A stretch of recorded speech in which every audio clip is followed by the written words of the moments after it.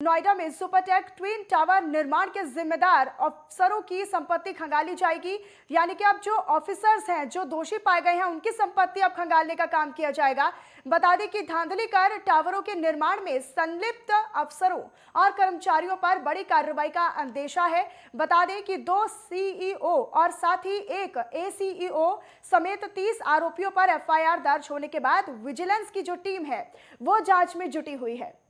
तो अफसरों की अब संपत्ति खंगाली जाएगी। जो भी दोषी पाए जाएंगे उन पर सख्त कार्रवाई होगी। ट्विन टावर मामले में ये बड़ी जानकारी और अपडेट आपको दे रही है विजिलेंस की जो टीम है, अब वो जांच में जुटी हुई है। तो आरोपियों पर एफआईआर दर्ज होने के बाद जो विजिलेंस की टीम है वो आगे की जांच पड़ताल में जुटी हुई है। आपको बता दें कि 30 आरोपियों पर एफआईआर दर्ज की गई थी और इसी एफआईआर होने के बाद विजिलेंस की टीम आगे की कार्रवाई और जांच पड़ताल में जुटी हुई है। अफसरों की संपत्ति को खंगाला जाएगा।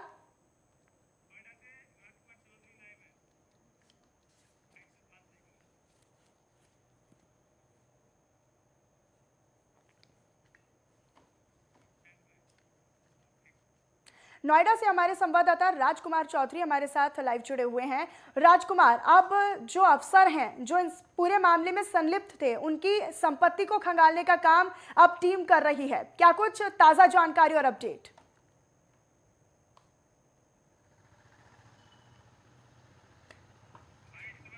बिल्कुल मनीषा, उत्तर प्रदेश की मुख्यमंत्री योगी आदित्यनाथ की सरकार ने बिल्कुल स्पष्ट तौर पे एक तरह से ये मान के चलिए कि भ्रष्टाचार की रीढ़ को तोड़ने का काम किया है। ये 2007 से 2012 के बीच जो भी घपले घोटाले हुए हैं उनकी भी जांच शुरू होने की दिशा में संकेत मिले हैं। और जहाँ तक ये सुपरटेक के ट्विन टावर का मसला है, ये क्योंकि सुप्रीम कोर्ट भी इसको गिराने की अनुमति दे चुका है और उसके बाद अब नोएडा प्राधिकरण के अलावा जितने भी तकनीकी डिपार्टमेंट हैं वो सारे लगे हुए। उत्तर प्रदेश सरकार ने इसको बहुत गंभीरता से लिया। औद्योगिक सचिव की अध्यक्षता में एक बहुत हाई पावर कमेटी एक गठित की गई। उसने सारे दस्तावेजों को खंगाला और 2007 से 2012 के बीच जो सुपरटेक का जो मसला है, इसमें उस समय तत्कालीन जो अध्यक्ष थे, अध्यक्ष मोहिंदर सिंह सदा मोहिंदर सिंह का एक समय का एक जलवा था। मायावती मुख्यमंत्री थी, उनके भाई आनंद का एक दौर था। मायावती के बहुत करीबी अधिकारियों में माने जाते हैं यादव सिंह, उनके भाई ज्ञानचंद का भी इसमें नाम शामिल है। उसके अलावा एसके द्विवेदी उस समय जो सीईओ थे, उनकी भी संपत्तियों का, क्योंकि 30 में से तकरीबन 12 के आसपास ऐसे अधिकारी हैं जो रिटायर हो चुके हैं। उसके अलावा सेवानिवृत्त होने के बाद उनके ऊपर भी शिकंजा कसने के, क्योंकि सारे जो दस्तावेज खंगाले जिसके सिग्नेचर हैं, जिसकी कलम फंसी, वो सारे के सारे इस मामले में दोषी पाए जा रहे हैं। देखिए, पहले से इस पूरे मामले में 30 लोगों के खिलाफ जो है वो एफआईआर दर्ज की जा चुकी है और अब विजिलेंस की जो टीम है वो आगे की जांच पड़ताल में जुटी है। तो ऐसे में ये माना जा सकता है कि इस पूरे घोटाले में, इस पूरे मामले में और लोगों के भी नाम सामने आ सकते हैं। कोई और लोग भी इसमें शामिल होने की आशंकाएं हैं।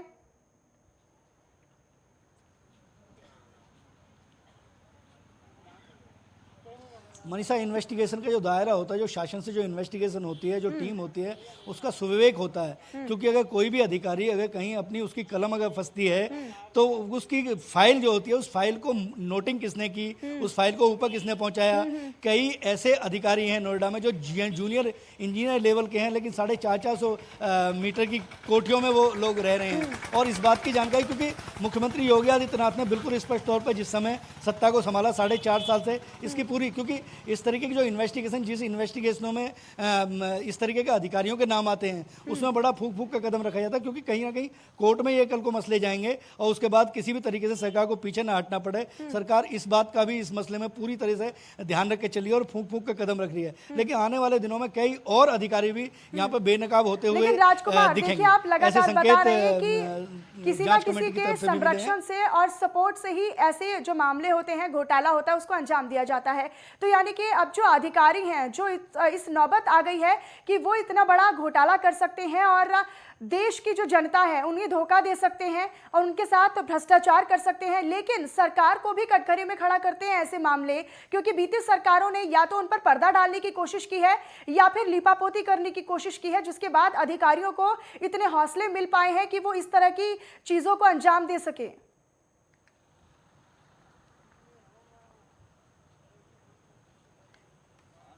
मनीषा, इस मसले में एक चीज और हमें समझनी पड़ेगी, क्योंकि नोएडा प्राधिकरण ऑटोनोमस बॉडी है। ऑटोनोमस बॉडी के पास अपने अधिकार होते हैं। यहाँ के मुख्य कार्यपालक अधिकारी की यदि पावर की बात करें तो उसके पास इतने अधिकार हैं कि वो एक एप्लीकेशन पे किसी को भी एक प्लॉट अलॉट कर सकता है, क्योंकि ऑटोनोमस बॉडी सरकार का इस पर आधिपत्य केवल ये होता है कि जो फर्स्ट क्लास के जो ऑफिसर होते हैं, अभी तक केवल उन्हीं की तैनाती शासन से की जाती थी। नीचे के जो कर्मचारी थे, वो कर्मचारी केवल यहीं पे जो तैनात थे, ऐसे ऐसे कर्मचारी हैं जिन्होंने अपनी पूरी नौकरी यहीं पे पूरी कर दी। जो सेकंड क्लास के ऑफिसर थे, जो थर्ड क्लास के ऑफिसर थे, जो जेई थे, जो प्रोजेक्ट इंजीनियर थे, उन्होंने अपनी नौकरी यहीं से की और यहीं पे समापन हो गया। लेकिन मुख्यमंत्री योगी आदित्यनाथ की सरकार ने आकर जितनी भी ऑटोनोमस बॉडी 1976 में एक कानून बना औद्योगिक विकास अधिनियम के तहत, जिन अथॉरिटियों को, ऐसी अथॉरिटियों की संख्या उत्तर प्रदेश में 8 है, उनको कोलैबोरेट किया और यहां से गोरखपुर और बाकी और जगह भी लोगों को भेजा गया। उसके बाद कहीं ना कहीं अधिकारियों में भ्रष्टाचार की भी कमी आई और भ्रष्टाचार को देखने के लिए राजकुमार, बहुत बहुत धन्यवाद आपका इस तमाम जानकारी और अपडेट के लिए।